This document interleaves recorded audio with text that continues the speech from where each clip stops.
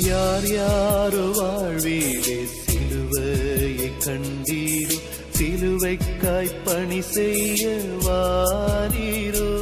கிறிஸ்துவுக்குள் பிரியமானவர்களையும் SMPM NGPM missionary இயக்கத்தின் சார்பிலும் உங்கள் அனைவருக்கும் அன்பான வாழ்த்துக்களை வரவேற்பு கூறி எழுந்து கட்டவும் வாருங்கள் என்கிற நிகழ்வுக்கு உங்களை அன்போடு கூட அழைக்கிறோம். மகாராஷ்டிராவில் ஒரு ஆலயத்தை பிரதிஷ்டை பண்ணியிருந்தோம். பிரதர் மோகன் சிலாசரஸ் அவர்கள் மூலமாய் அந்த ஆலயம் கட்டப்பட்டிருந்தது.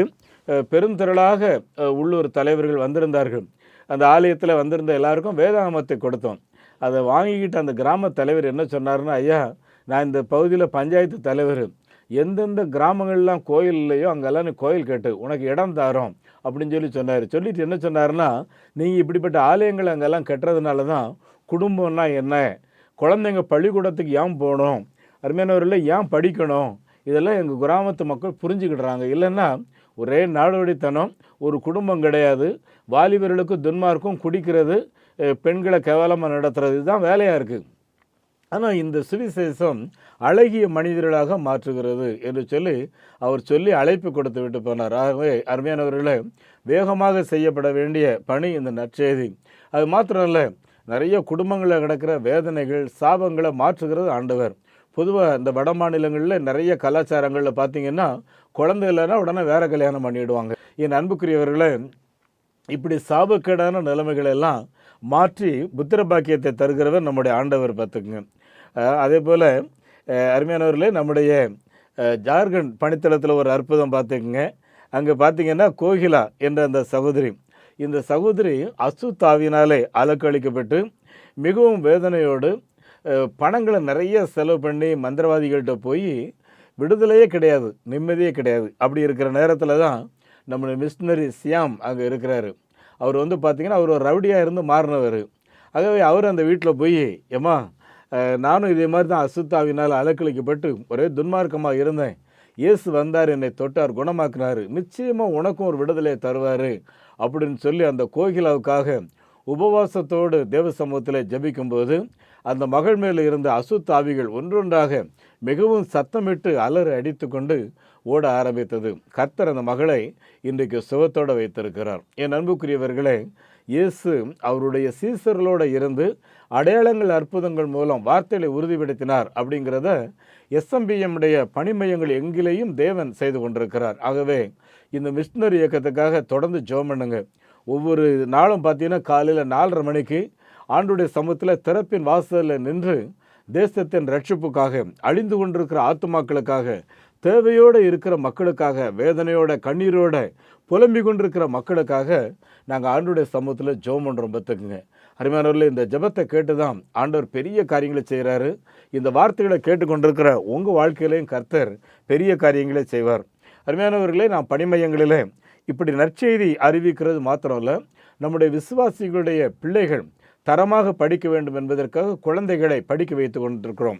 அதே போல் பெண்களுக்கு வருமானம் அதிகரிக்க வேண்டும் என்பதற்காக பெண்களுக்கு டெய்லரிங், அதோடு கூட பேசிக் கம்ப்யூட்டர் நாலேஜை நாங்கள் கொடுத்து கொண்டிருக்கிறோம். இதெல்லாம் எதுக்காக செய்கிறோன்னு பார்த்தீங்கன்னா, கிறிஸ்துவை ஏற்றுக்கொண்ட பின்பு அவர்கள் தவறான வாழ்க்கை வாழ முடியாது, அதே சமயம் வருமானம் பெருகணும், அப்போ இந்த சமுதாயத்தில் ஒரு அந்தஸ்தில் இருக்க முடியும்.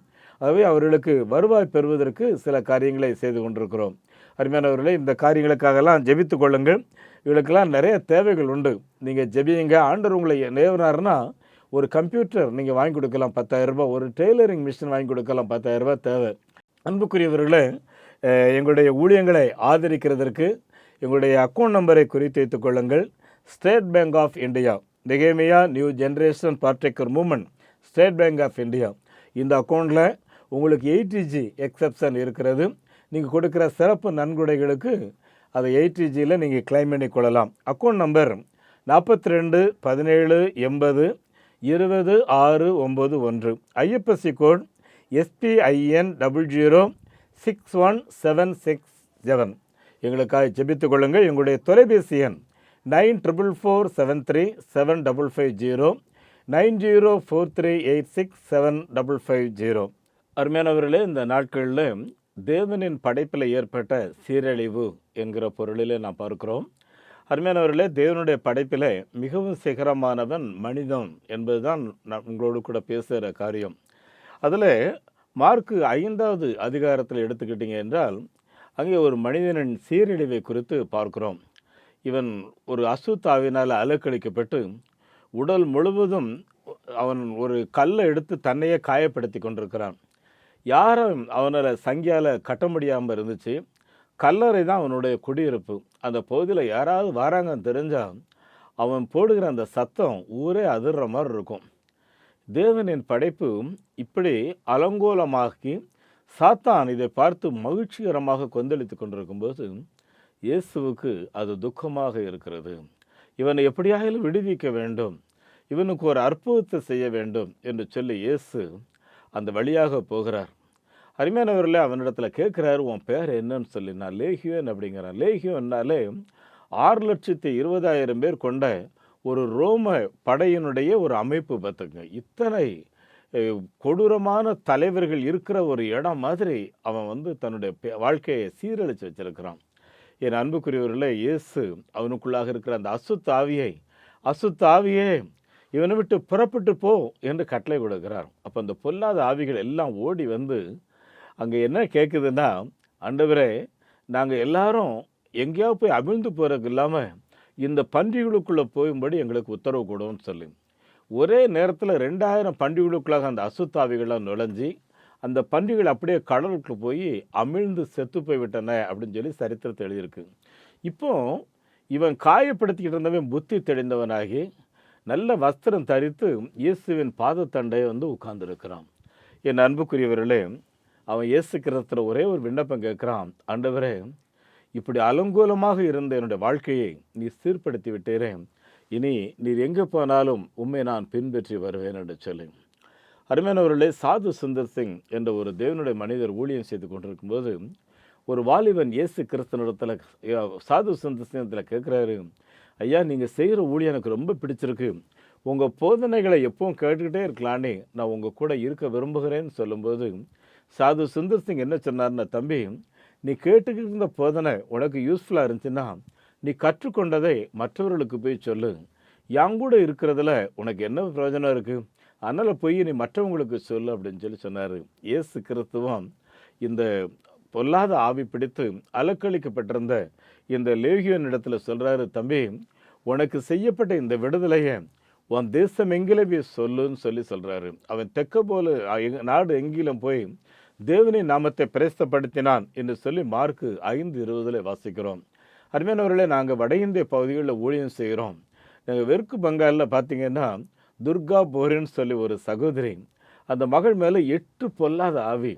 எப்போ பார்த்தாலும் தண்ணீரிலையும் அருமையானவர்களை தற்கொலை பண்ணி கொள்கிறதுலையும் நிம்மதி இல்லாமல் சாப்பிட முடியாமல் டயரி ஆகி ராத்திரியெல்லாம் தூங்க முடியாமல் அப்படி இருந்த அந்த மகளுக்கு இயேசு விடுதலை கொடுத்தார். இன்றைக்கு அந்த மகள் நல்ல சாட்சியாக இருக்கிறது மாத்திரம் இல்லாமல் மற்றவர்களுக்கும் தான் பெற்ற விடுதலையை மற்றவர்களுக்கு சொல்லி கொண்டிருக்கிறார்கள். அன்புக்குரியவர்களை, இந்த படைப்பை சீரழிவையிலிருந்து சீர்படுத்துவதற்காகத்தான் இயேசு கிறிஸ்து உலகத்துக்கு வந்தார். இந்த சீர்படுத்துகிற பொறுப்புகளில் தான் மிஷினரிகள் ஈடுபட்டிருந்தாங்க. நம்ம நாட்டுக்கு வந்த கால்டுவெல் என்ற மிஷினரி இந்தியா ஒரு அழகு பெட்டகம் அப்படின்னு சொல்லி இந்தியாவை ரசிக்க ஆரம்பித்து இந்தியாவுக்கு வந்தவர் திரும்பவே போகவில்லை. ஏன்னா இந்தியாவில் இருக்கிற ஒவ்வொரு சூழ்நிலைகளும் அவருக்கு ரொம்ப பிடிச்சி போச்சு. பார்த்துக்குங்க என் அன்புக்குரியவர்கள், அப்படின்னா அவர்களெல்லாம் இந்த இந்தியாவின் நல்ல காரியங்களுக்காக உழைச்சிட்டு இருக்காங்களே, நாம் இந்த நாட்டுக்காக என்ன செய்கிறோம் அப்படிங்கிற யோசித்து பாருங்கள். அருமையானவர்களே, ஜெனிவா என்பது ஸ்வீடனில் இருக்கிற ஒரு பகுதி. அங்கே ஜூன் மாதம் 21 2021 ஒரு தீர்மானம் நிறைவேற்ற என்ன தெரியுமா, இயற்கையை யாரெல்லாம் சீரழிக்கிறாங்களோ இது கொலை குற்றம் அப்படின்னு சொல்லி. அப்படின்னா கொஞ்சம் யோசித்து பாருங்கள், நம்ம இயற்கையை வளங்களை கட்டி எழுப்புகிற காரியத்தில் இருக்கிறோமா, சீரழிக்கிற காரியத்தில் இருக்கிறோமான்னு யோசித்து பாருங்கள். அருமையானவர்களே, பெருந்தலைவர் என்று சொல்லி காமராஜரை குறித்து சொல்லுவாங்க இல்லையா, அவர் என்ன சொல்கிறாருன்னா, ஒரு ரோட்டில் மாட்டினுடைய காலிலிருந்து விழுந்த லாடம் கிடக்கும், அந்த வழியாக எல்லாரும் நடந்து போவாங்க, நான் யாரும் எடுப்பாங்கன்னு எதிர்பார்க்க மாட்டேன். ஆனால் அந்த வழியாக ஒரு கிறிஸ்தவன் ஒரு கிறிஸ்தவள் பைபிளை தூக்கிட்டு நடந்தால் அவளுக்கு அந்த ரோட்டில் கிடக்கிற காரியத்தை அந்த லாடத்தை எடுத்து ஓரமாக போட்டுடணும் அப்படிங்கிற எண்ணம் அவங்களுக்குள்ள வந்துடும். ஏன்னா அவங்க ஆண்டவர் உன்னையால் ஏன்ற நல்லதை செய்யின்னு சொல்லி அவங்களுக்கு சொல்லி கொடுத்துருக்கிறாரு. நான் உங்கள்கிட்ட எதிர்பார்ப்பேன் அப்படின்னு சொல்லி சொல்கிறாரு. பார்த்துங்க, என் அன்புக்குரியவர்களே, உலகம் நம்மகிட்ட எதிர்பார்க்குதுன்னா இந்த படைப்பை சீரழித்து கொண்டிருக்கிற காரியத்தில் நம்ம எந்த விதத்தில் சீர் பொருந்தும் கனியில் ஈடுபட்டிருக்கிறோம்னு யோசித்து பாருங்கள். அது அருமையானவர்களே, மத்தேயு 6:23 பார்த்தீங்கன்னா, நாளை தினத்தை குறித்து கவலைப்படாதீர்கள். அருமையானவர்களே, 23லேருந்து 27 வரைக்கும் பார்த்தீங்கன்னா, என்னத்தை உடுப்போம், என்னத்தை நடப்போம், எப்படி தூங்குவோம், எங்கே இருப்போம், இதெல்லாம் பற்றி நீங்கள் கவலைப்படாதீங்க. உங்களுடைய சரீரத்தை குறித்து கவலைப்படாதீங்க. நீங்கள் விசேஷித்தவர்கள். கவலைப்படுகிறதுனால உங்களுடைய அவைகளிலே ஒன்றை கூட்டவோ குறைக்கவோ உங்களுக்கு ஏதாவது உரிமை இருக்குதா அப்படின்னு சொல்லி ஆண்டவர் கேட்குறாரு. என் அன்புக்குரியவர்களே, நமக்கு எந்த உரிமையும் கிடையாது. ஆகவே இந்த சீர்படுத்துகிற காரியத்தில் நாம் நம்மை ஒப்பு கொடுப்போம். தேவன் நம்மை ஆசீர்வதிப்பார். அருமையானவர்களே, ஆஸ்லின் அப்படின்ற ஒரு மனுஷர், இவன் கல்லூரியில் படிச்சுட்டு இருக்கும்போது ஒரு நாள் ஒரு புஸ்தகத்தில் படிக்கிறாரு. ஓலோன் என்ற ஒரு ஆதிவாசி மக்கள். இந்த மக்கள் மனசில் என்ன எண்ணத்தோடு இருக்காங்கன்னா, வாழைத்தண்டு தோற்றம் போல ஒருவன் எங்களுக்கு வருவார், அவர் எங்களுக்கு நல்ல வழியை காட்டுவார் அப்படின்னு சொல்லி அந்த ஒரு சரித்திர ஆய்வு புஸ்தகத்தில் வாசிக்கிறார். மகாராஷ்டிரா, குஜராத் பகுதிகளில் நாங்கள் ஊழியம் செய்கிறோம். அருமையானவர்கள், அங்கே ஒரு பெரிய கன்வென்ஷன் ஒழுங்கு பண்ணியிருந்தோம். மக்கள் கூட்டம் கூட்டமாக வந்தார்கள். போலீஸ் அங்கே அவர்களாகவே பாதுகாப்பு கொடுத்திருந்தார்கள். 3 நாள் கூட்டம் நடந்துச்சு. எந்த ஒரு கலவரம் கிடையாது, எந்த ஒரு பிரச்சனை கிடையாது. மீட்டிங் நடக்கும்போது எல்லாரும் மீட்டிங்கில் உட்கார்ந்துருந்தாங்க. ஒரு களவு கிடையாது, ஒன்றுமே இல்லை. கடைசியில் வந்திருந்த போலீஸ் அதிகாரிகள் நம்முடைய ஊழியரிடத்தில் சென்று போன காரியம் என்ன தெரியுமா?